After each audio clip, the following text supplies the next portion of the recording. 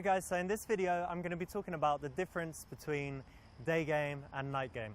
A lot of guys are either good at one or the other, and it's a shame because by understanding the differences between them you can be very good at both.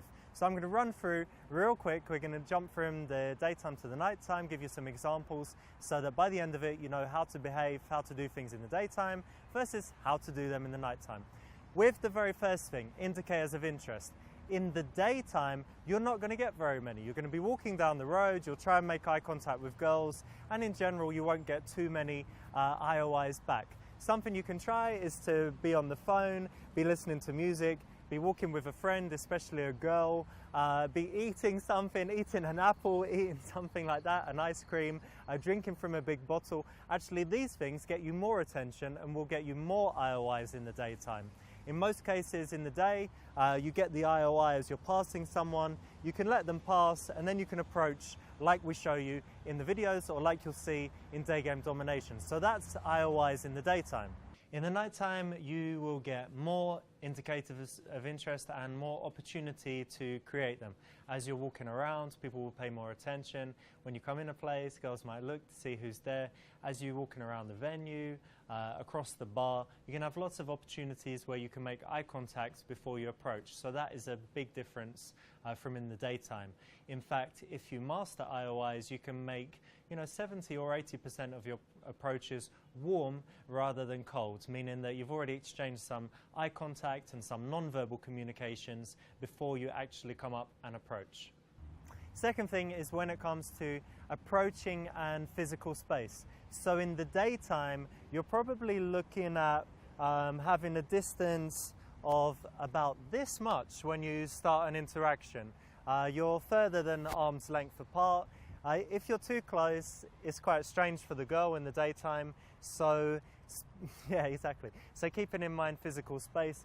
And normally you would actually be face to face. You wouldn't be side on. So in the daytime, that's how it goes when it comes to physical space and approaching. When it comes to approaching, you're going to be able to do it in a few different ways in the nighttime. If she's at the bar, you can kind of come up next to her. You can, of course, approach directly. A lot of the traditional theory is that you should be a little bit side on instead of kind of facing direct towards her. And I agree with that. But in general, you don't have to have so much impact in your approach. You can be a little bit smoother and kind of sneak in there. And of course, you can be a lot more non-verbal, setting things up with your body language and non-verbal communications as you actually walk towards her or before you approach her. In the nighttime, the physical space stuff is very different. It's quite comfortable for us to be actually touching close side by side. Even with a complete stranger, this is completely normal. If you're both standing at the bar, if you are talking to each other, you would be much closer, close enough to touch. You might be in a loud place, you're leaning in, blah, blah, blah, talking in her ear like this.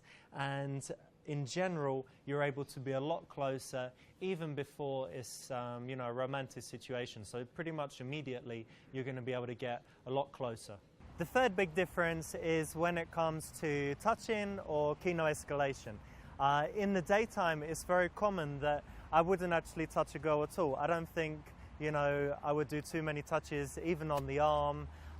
There might be some moment where, I pick something out about her clothes or her jewelry. But in general, I wouldn't actually try and do that. It's not so important in the daytime to escalate physically. It's more important that she's very comfortable. And unless there's some point where maybe you decide to go somewhere together and you walk her and you kind of put your hands on her back to lead her across the road or to open a door and to take her somewhere, in most cases you wouldn't have much physical contact in the daytime at all. When it comes to touching, you're going to see a lot more if done correctly. You might open and put the hand on the arm as you're opening her. You can use the front and the back of the hand to touch all the way along the side of the body. You might touch the small of her back. You might take her around the shoulder and talk about something in the venue.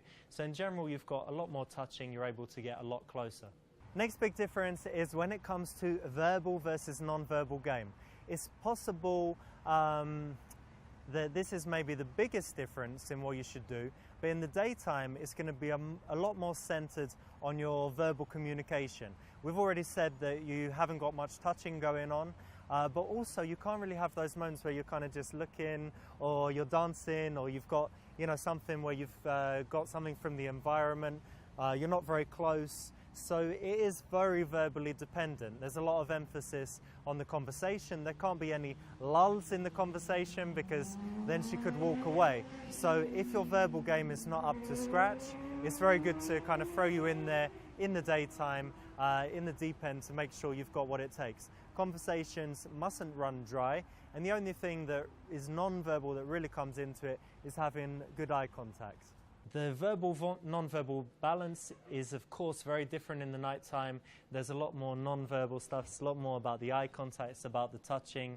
You can dance. You can have a lot of time when there is no verbal communication, because actually in a noisy place you want to communicate a lot through your moods. You know, if you're smiling, if you're enjoying the music, if you're moving, if you're dancing, if you're doing something, then you won't need to focus too much on the conversation.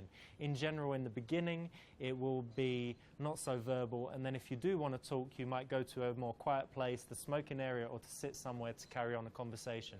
In the daytime, it is possible to have some subtle flirting, but girls, when they're, you know, in their lunch break from work and things like that, they're not drunk, you know, they're not in a bar, they're not usually dressed as sexy as Olia is today, so they're not in that kind of mood, you know, they're not in a sexual state.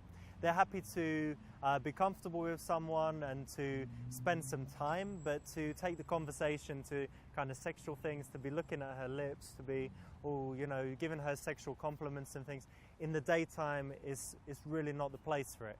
In the nighttime, obviously, you can ramp things up a lot more. You're going to be standing close, so you're going to have more contact, you're going to have closer eye contact, and so things are going to be a lot more intimate than in the daytime. Also, the focus as things continue, with drinks involved, with her dressing more sexily, you're going to have more opportunity to take things down that road, whereas in the daytime it's really not appropriate in most cases. Final point is when it comes to closing. In the daytime, the key is that you need to have a good conversation, usually 5 to 10 minutes. You need to talk about things that you both like to do, find some common points, find some dates, some things that you can do together in the future, find out if possible her schedule, and in most cases you're just going for a solid number and setting up a date for that time, or you're going for what we call the instant date, where I say something like, listen, I've got like 10 minutes, why don't we go for a coffee? There's a coffee place over there, and we go quickly for a coffee. So in the daytime, that's what closing would look like, and the key thing is to make it as solid as possible. If you're getting flaky numbers, then I suggest you go for those instant dates. If you're already getting good numbers, then you know what a solid number is, and you can go for numbers.